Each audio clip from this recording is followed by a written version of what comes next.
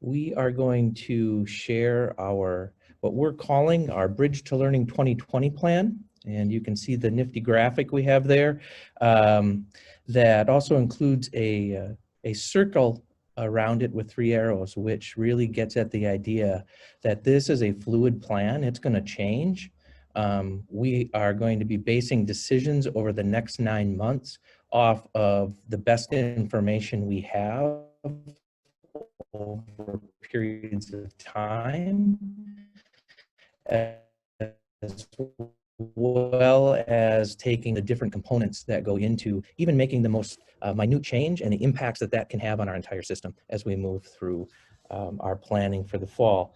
Our intent tonight, or my intent, is to work through this slide deck with the board, be able to take some questions from the board, and then hopefully outline what our next steps are, because at this point, the plan that I'm presenting tonight has been the work of our teachers, administrators for the last 2 weeks, and it is our best guess of where we believe we should be going as we enter the first day of school. So that, computer's not, there we go. So here's what we know. We know that last spring was a temporary shift of instruction, right? It was a temporary fix, but it did provide insight into what worked well, what didn't work well, and we were able to kind of glean what could we improve upon, basically from the governor, but also layering on the Minnesota Department of Health information and the Minnesota Department of Education information. Over the course of the summer, we've been expected to come up with plans around 3 different scenarios: the in-person scenario, the hybrid scenario, and the distance learning scenario. What changed last week was this articulation by level, which means what will you do when you have one level, elementary, that could potentially be in a situation to be in person, and secondary be hybrid or distance learning. That was not something that we were expected to come up with as we worked through the summer. So that was an entirely different shift on what the original plans were. The plans this year also require that we follow the guidelines set out by the CDC, the Minnesota Department of Health, MDE, IDEA, which is our special education laws, as well as our national school lunch requirements, which follow at this point in time, restaurant requirements, which adds a whole different layer into how we plan. We also must allow for our families to choose distance learning regardless of what scenario we're in. And so we needed to come up with a way to offer true full-time online learning for students and families that want that as well. What we need to understand is that right now, it couldn't be more true that change is going to be our constant. Right now, our base decision-making is based on the county level of COVID cases over a 14-day period per 10,000 people. And that's the base direction. And it really gets at this idea that we're going to be changing. But what we need to understand is that at a more local level, symptoms in a classroom could impact a classroom, they could impact transportation, they could impact our whole system as a whole, even if those 14-day scenarios are different, because the local situation can change. The last thing that I'll point out is we need to know and understand that regardless of where we start the year, some people are going to like our decision and some people aren't. There are many different viewpoints on this whole situation, and every viewpoint is valid, but we've got to make the best decisions that we can at the time. So we went into the summer planning for one spot on this continuum, one spot on this dial. That's what we were looking at, either between distance learning, hybrid, or traditional face-to-face schooling. And that's what we came up with some plans around.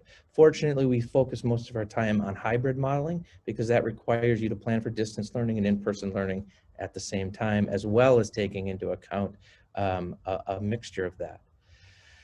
So the baseline decision-making for folks watching this and maybe haven't seen it, and how we determine what the recommended model means, is that if we have 0 to 9 cases out of 10,000, That means that the baseline recommendation was we would be back in school as we would have experienced before March of last year. It means there's no restrictions on how we do things, full transportation, everything looks normal. If we get to 10 to 19 cases over a 14-day period, what this means is we would have in Hastings, our K-4 students would be in person, having no restrictions, but our secondary students would be in a hybrid model, having restrictions. And then as you progress through it, you can see that the next phase means that all students, K-12, are in hybrid. And then when we hit 30 students, it's hybrid for elementary, but secondary shifts to distance learning. And then once we hit 50 or more, then our baseline is distance learning for all. Important things to note here is these are baseline recommendations. They're not requirements. And what we can do as a district is decide to go more restrictive when we want, but we can't go less restrictive than the model would dictate without consulting local health officials. So we can always go more restrictive. So you've seen Minneapolis, you've seen St. Paul, other districts have already announced they're going distance learning. They can do that. They just have to let MDE know that that's what they're doing. They can't move below their county recommendation, however, without. So right now, our model would put us at hybrid for secondary and traditional in-school for elementary as a baseline. And as you can tell, this is a little bit different. And what I was talking about, not what we planned for originally. This creates some issues for us in transportation, for families, the whole 9 yards. And what I want to share with you next is our current data. So across the top, you can see that at last count, when MDE came out, we were at that red circle of 16.79 cases per 10,000 in Dakota County.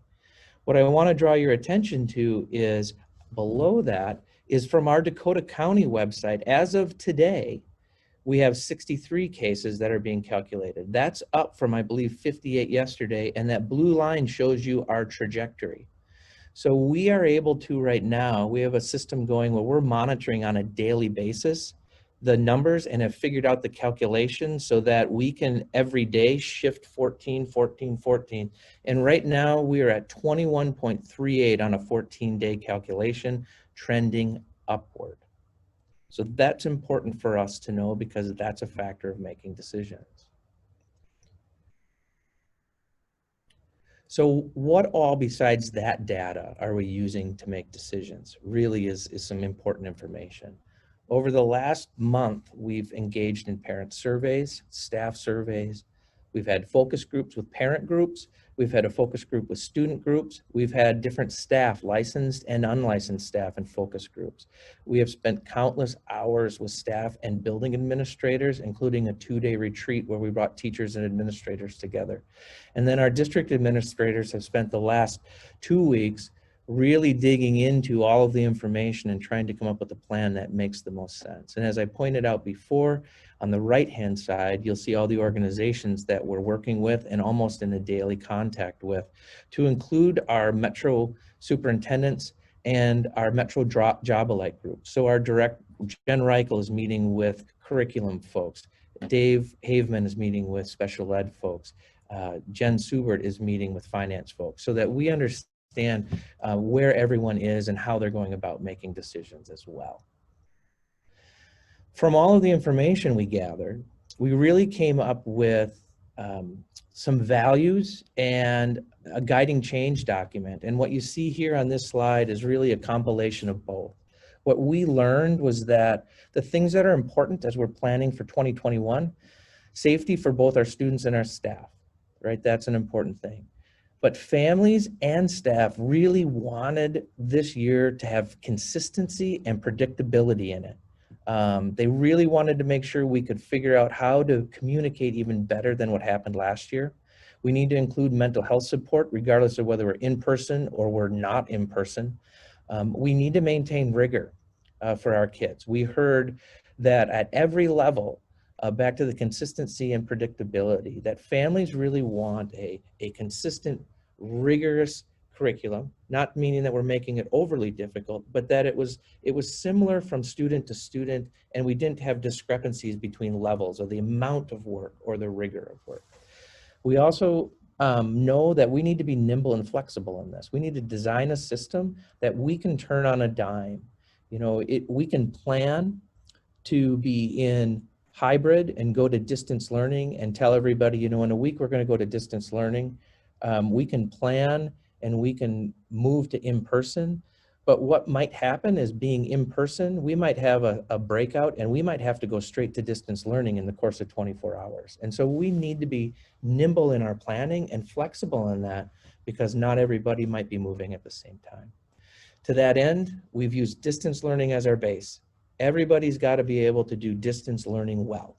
And we need to be not just the instruction and the content, but also maintaining the connections between our kids and our teachers, and between our students and our students throughout the course of this, which lays right into ensuring access, the connections to relationships, and then balancing technology with the manipulatives. And what that is referring to is, we heard from our families that yes, we want to be able to access things online, but we still want our kids to have the paper and pencil, for lack of a better term, things at home to do, so that they're not just doing things on the screen. And so with that, we're viewing ultimately everything from an equity lens.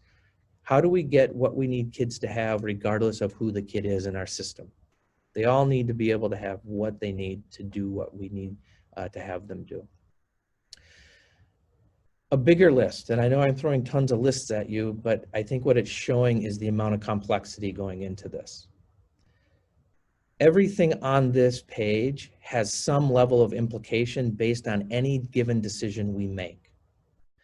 Athletics and activities, as we've learned in the last couple days, and I'll get to that in a bit, is greatly impacted. What we do in the course of a day impacts athletics and activities. We need to make sure that no matter what model we're in, we can adequately staff not only that model, but our distance learning model at the same time. We have to provide synchronous and asynchronous instruction at the same time now, different than in the spring, but at the same time. We have childcare. We've talked at facilities about our cleaning routines, our air filtration, how we're going to communicate, how do we notify, food, both during school, out of school. What does our community need? What are the distance learning options? We need to make sure that we have health management procedures for both students and staff. We have risk mitigation that we got to take care of, and that is from bus to bus, from building to building, from classroom to classroom. We still need to take care of our special populations. We have to ensure that whatever we come up with has capacity across the system. Can our teachers be tooled up to do what we need them to do in the time that we need them to do that? Do we have the support at the district level to offer the level of PD that we need to offer? Can we manage everything that we're putting in place from a technology standpoint at the same time? And all the what ifs that go into that. And then again, we're looking specifically at student and staff safety, access to devices, the training and professional development, and lastly, and hugely, transportation. So all that in mind, what I'm presenting tonight, and what I would say is my recommendation, is that we look at going to a K-12 hybrid model at this point in time. And the reasons that we'll get into more specifically as we move through, but right now you can see in the hybrid model, we have to do the things on this page. We've got to limit building occupancy to 50% with sufficient room for the 6-foot social distancing. We're going to have signage. We've got to pay attention to our traffic flow. We're going to have to limit, if not exclude, quite a bit of visitors and parents during the day unless there's appointments. We have to work on room occupancy at 50% social distancing. That means we're into this risk mitigation system, which is how do we sanitize the things that we need to sanitize throughout the day? How do we sanitize stuff at night? And how do we continue to keep our spaces organized for that social distancing? And then with the hybrid model, transportation is also limited to 50%, which means our buses can only run with 36 students maximum on them. We have to clean those buses during the routes or after the routes, and then again at night. And then we need to figure out how do we keep families together as we move through this process from a transportation.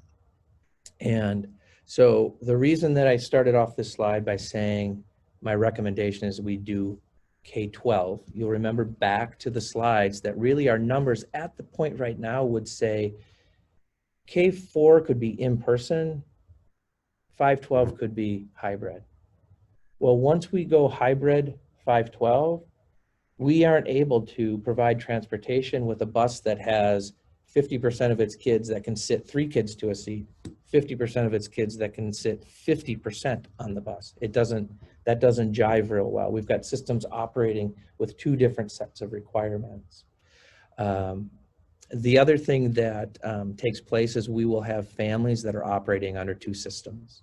So if we have a family that has students at the elementary level and the secondary level, the elementary kids would be going to school differently than our secondary kids. And now we've got 2 different types of schedules to keep track of. Additionally, what you'll be seeing across districts now that are actually putting their systems out there, most districts are going to 1 system at a time, which means they're moving their elementary kids to the hybrid model along with their secondary kids. And I believe the reason is, same thought that I would have, as I showed in the one slide, our trajectory is moving up. If we play this thing out, we most likely would be around 25 kids and then or 25 cases per 10,000 in the next week or so, which means we're going to be in hybrid anyway.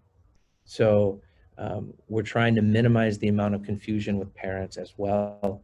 So that's what the rest of the presentation tonight is really going to be explaining, the details of our hybrid model.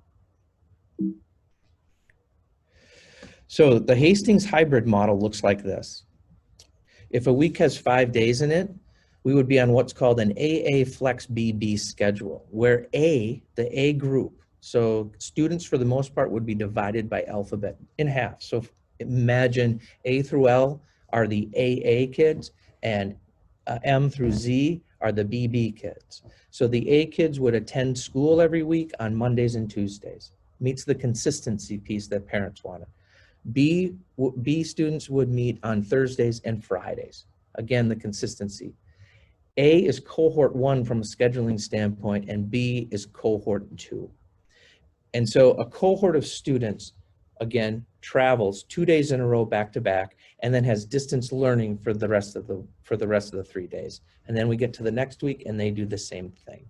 In less than a 5-day week, there's no flex day. So for example, in a 2-day week, A would go on Monday and B would go on Tuesday, because now we're able to balance the quarters and the semester for students who have in-person contact.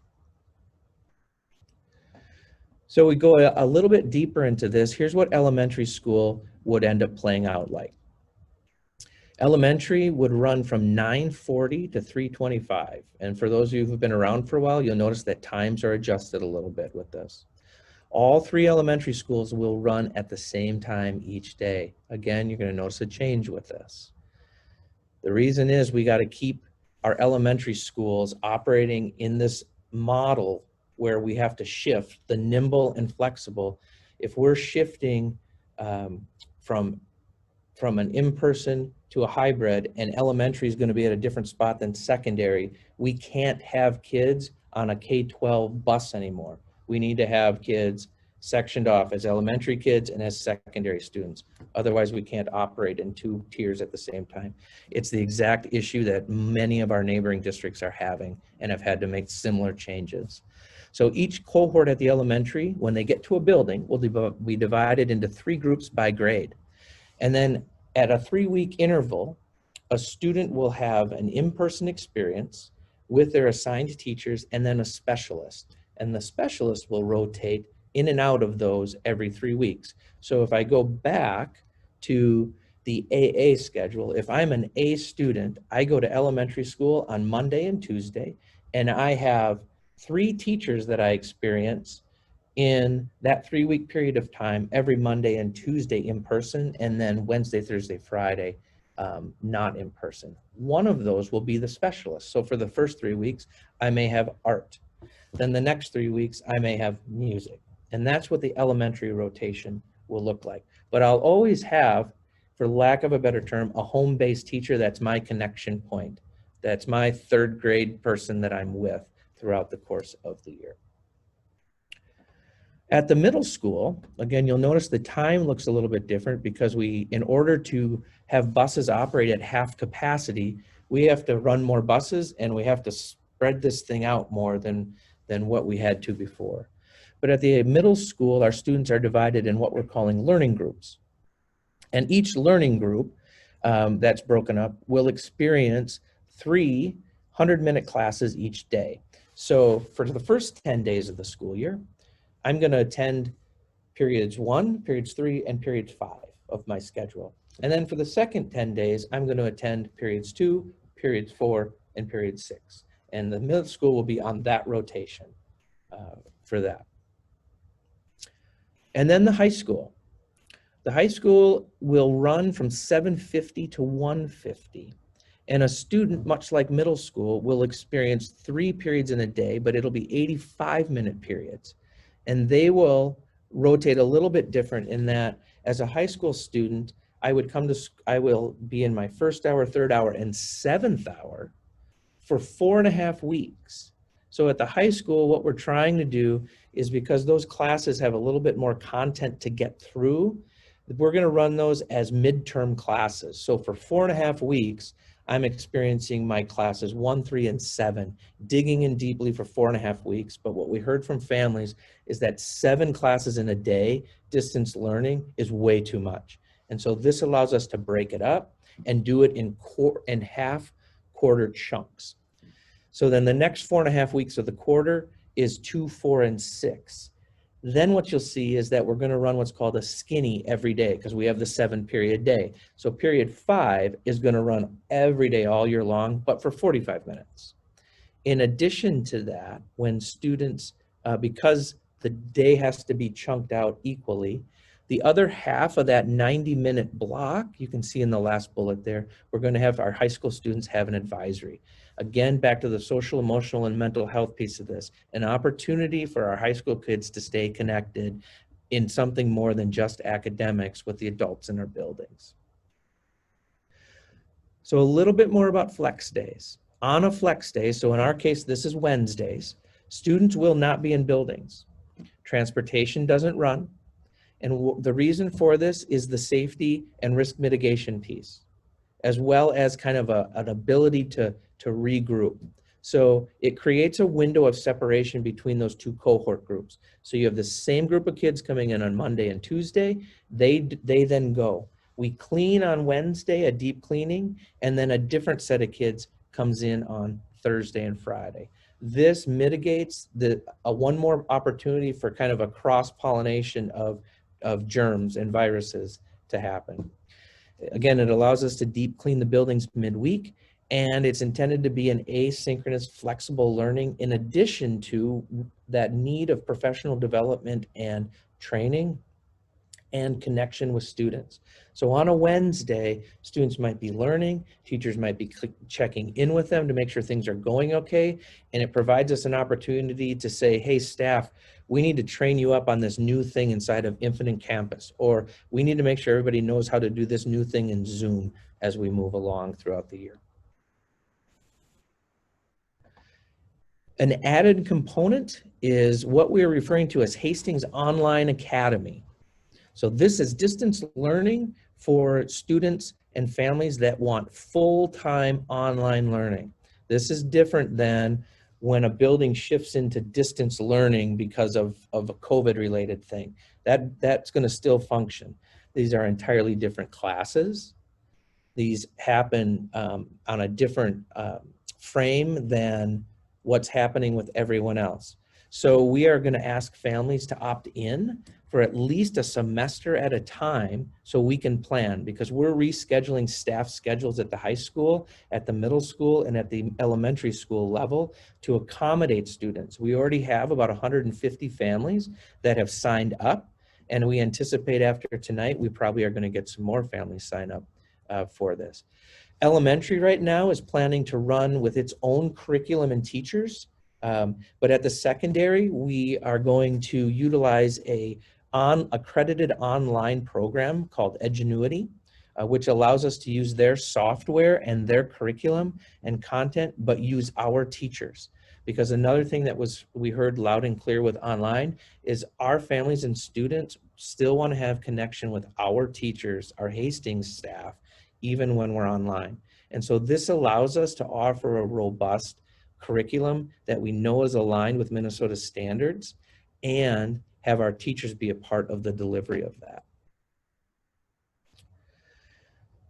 Moving into preschool, just some frame of reference, we have 180 total preschool slots.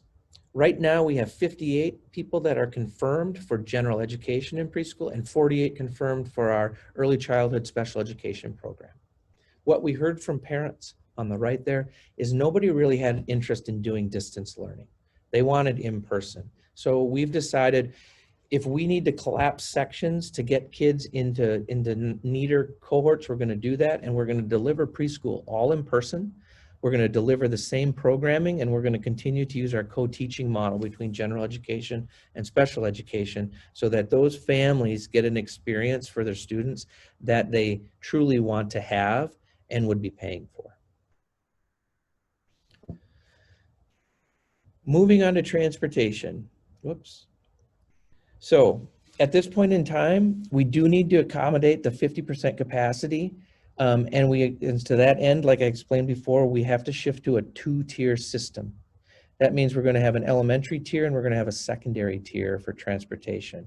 It also means that Pinecrest, again, as I shared before, moves to the same schedule as the other 2 buildings. This is a difficult one, we understand, and a change for some families. But again, when we look at things as a system and being able to move back and forth, we have to have our elementaries on the same schedule in order to do that, because we could be in a spot where elementary is not running the same instructional schedule that the secondary is. They might be in person full-time and our secondary might not be, and those have 2 different requirements. To this end, and to help us alleviate space issues as much as we can, we are going to ask families to opt out. This is a very common thing happening right now. It doesn't mean we won't provide transportation. We will obviously provide transportation to our families that need it, as we have in the past.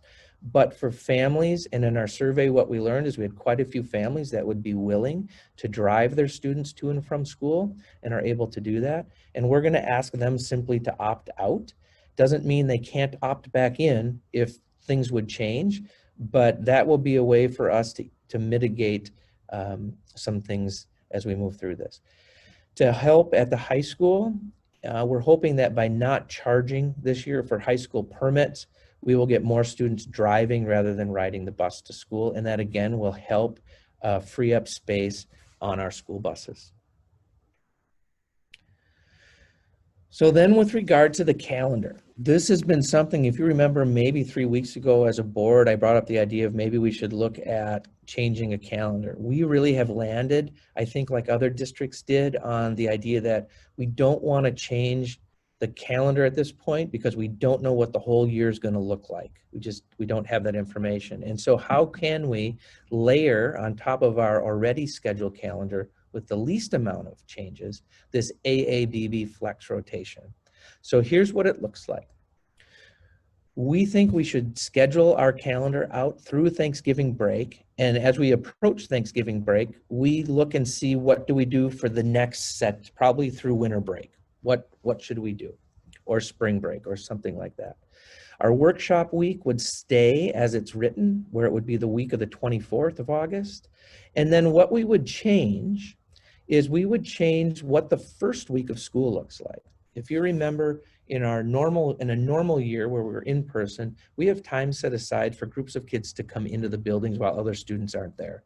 Well, we obviously need to figure out how do we do that and everything else. So what we are planning to do is the week of August 31st, which in our calendar would be the first week of instruction, are still going to be considered school days, but those are going to be days where we're going to schedule our kindergarten, our 5th grade, and our 9th graders to be able to come into buildings at a much more socially distanced way, in a more distanced way, and help those students figure out the buildings, because in a hybrid model, those kids are still going to need to be in the building. And so they're going to need to be acclimated to that. They're going to need help getting set up with technology, understanding how the system's going to work, understanding how do I get food, all that kind of stuff that goes into it, along with some community building.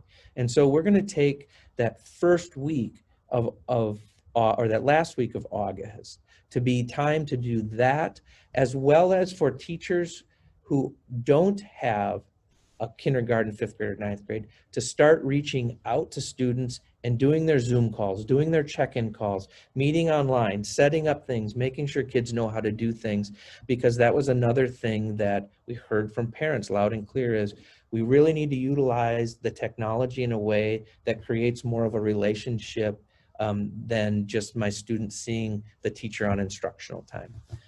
Our classes, so actual classes, would then start on September 8th. So the AA Flex BB schedule would start on September 8th. So here's what it would look like. So I'll explain it again. This is just more of a visual of what I just talked about. So we would be looking at, on August, those two dark blue ones, that's when our new teachers come back and do their training. August 24th is workshop week. And then we don't have school on the 28th or the 30th, and then the 31st is when we would start our connection days. So the 31st through the 3rd would be connection days, K-12, actually pre-K-12. We don't have school on the 4th, we didn't change that, and we don't have school obviously on the 7th. Then you'll see that the days start to rotate between dark blue, gold, and green. So the 8th and 9th would be AA, the 10th and 11th, remember that's a 4-day week, so no flex day. 10th and 11th would be BB. And then you can see as we progress through September, 2 blue days, a flex day, 2 gold days. And then it works its way all the way through October. And you'll see that again, when we hit the week of MEA, because it's a 2-day week, we have 1 blue day and 1 gold day. And then that gets us all the way through Thanksgiving break. My anticipation would be that as we move through October, we would be having a similar conversation like we are tonight, saying, here's what we think this is going to look like for the next set of, whether it's 4 months or 3 months or things like that. So now into some of the more specific things that are happening and making people aware. So with regard to food service, we have a plan for all 3 levels in addition to when we are off day schedule, which means like a flex day or things like that. So all kids will have a grab and go breakfast. And that option will still stay there. Really what happens for lunch is we have to pare down what we can offer for lunch. We have to meet certain guidelines and criteria, not only for social distancing, but for what we can offer and how we can offer it. Right now, we have to follow the same guidelines that restaurants would follow in terms of keeping social distancing and things like that. What you'll see at all 3 levels is really students are going to order their meal in the morning, and then depending upon the level, they may be dining in their classroom or in the cafeteria or a combination of both. There's a limited menu, and we're not going to be accepting cash. We've worked out a system where we're going to have scanners and we're going to utilize barcodes on student IDs so that we can mitigate the amount of touch points that kids would have at lunch. And our food service group and our principals are figuring out the details of how that works. You'll see in the top right corner, something that we want to make sure parents are aware of is that the national school lunch regulations come back into play as we get into the school year again, which means that student accounts start getting charged for meals based on what category they're in. So this is another reminder that if anyone thinks that they may qualify for free and reduced lunch, we really need those applications to be filled out. It's a reminder that free and reduced lunch is a very is a system where it's a very private system, and people don't know unless they absolutely have to know for purposes of getting things organized that anyone is on free and reduced lunch. So we really need to make sure that we push families or we push getting families to know that they really need to fill out free and reduced if they think they might qualify for that, so that we can get them the food that they need. Special populations. We have to be considering not only special ed, but kids on 504, our English learners, our homeless students, and we have students that we serve who are our non-public students. And so special education has really been working on how do they do this and meet the needs and the minutes and the services of all their kids. So our case managers are going to be meeting with all of our families. And while we're going to create a model that's designed to limit movement and mixing of groups, we are going to be focused on how do our plans meet the goals and the requirements based on evaluations so that students are getting the support and assistance they need and deserve as a special education student. The same thing with 504 plan in terms of students on 504s will have their accommodations reviewed so that based on the delivery model we are in, the accommodations are appropriate for every of those, each one of those models. English learning program is going to continue and support will continue. Our English learners will continue to be aligned in their learning to the grade level curriculum. And we're working really closely with our EL teachers to make sure that we're providing the support needed for all those students. We are going to be prioritizing our students in transition or our homeless students to make sure that they have their in-person instruction when they need it and that they're getting transportation to our schools when they need it. And then we're going to continue our services and use distance learning for our non-public schools just like we would regularly. Mental health and our social emotional will continue. And so we've set this slide up kind of like a RTI model, response to intervention. We know that all students, we need to plan for teachers and curriculum for all students to receive baseline mental health services with our school counselors, our school psychologists, and all the things that go on in advisory and things like that. Some of our students are still going to need more time with social workers, psychologists, our equity coordinator, communities and schools, AmeriCorps, and our behavior specialists. And then we're still connected for some of our students or a few of our students with Canvas Health, Chemical Health, and Sterno and Associates. And so those will still be in play. And then childcare. We're still going to be offering childcare, and childcare will take the place before school, after school, midday, on flex days, and on non-school days. And what this slide is just intended to show is that we're going to have before school care and after school care at each of our elementary schools and at a midday site that looks like it's probably going to be the middle school at this point. We're going to be offering before school care and after school care at the times listed there. And then we are also going to be offering midday care. So that's the care that runs from roughly 9:20 in the morning to 3:25. And that will be free for tier 1 workers, but it will be a fee pay for anyone else at this point. Flex days, remember we don't have school in session. We're going to be offering daycare for the entire day. And then our regular time, so not before and not after, so a 9:20 to 3:20, that'll be free for tier 1, but before care and after care becomes fee-based for everybody at that point in time. And then non-school days would be the same thing. So daycare will run from 6:30 to 6, and it's a fee-based program for all. With regard to technology, not a lot of new news here. It's just more access, which is a good thing because we really want technology to become invisible in all this. But we do have on order iPads, so we can have an iPad for all of our K-4 students. We have Chromebooks on order, so we can have a Chromebook for each one of our 512 students. We have updated hotspots, some already here and some on order. And then we're working on figuring out during that connections week and throughout the year, how do we really train our students to be proficient at the devices? That's one thing we also heard from our families was, don't just put a device in my students' hands. Take the time to help them understand how to use it and how to use it effectively. And so we know that we need to do that.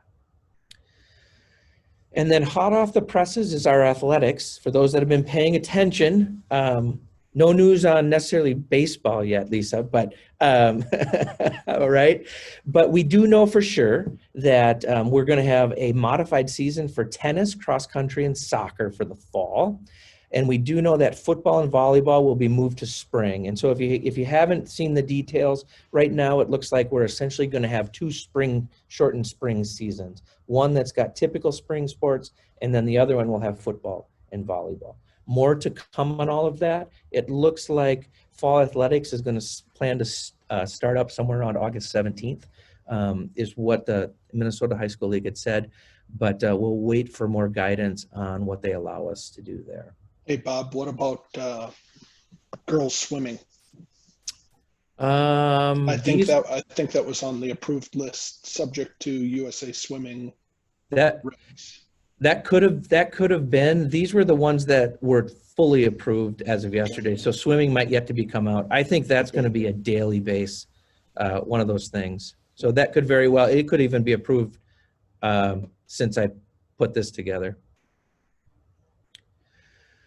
I want to make sure that I covered risk mitigation and safety, because that's a big thing on a lot of families' minds, is how are we going to do this?